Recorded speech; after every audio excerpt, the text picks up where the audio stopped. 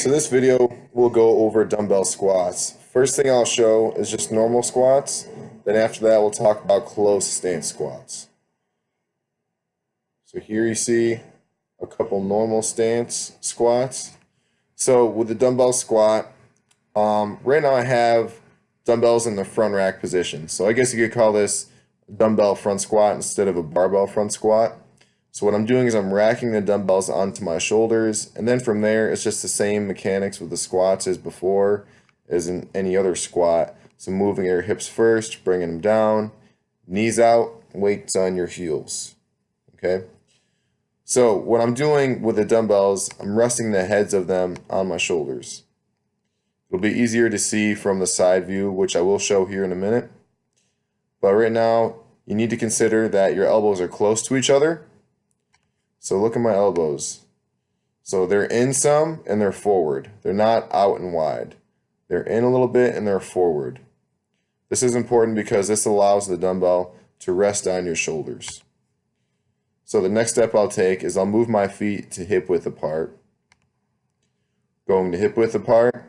This is for the close stance squat. If you want to focus more on your quadriceps, this is where close stance squats can come in.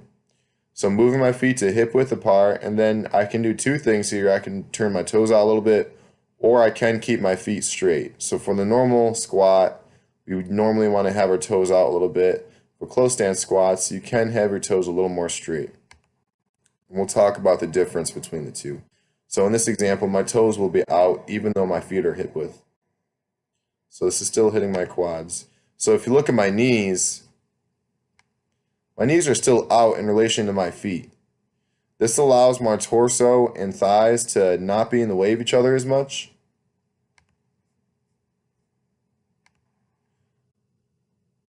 And now my feet are straight.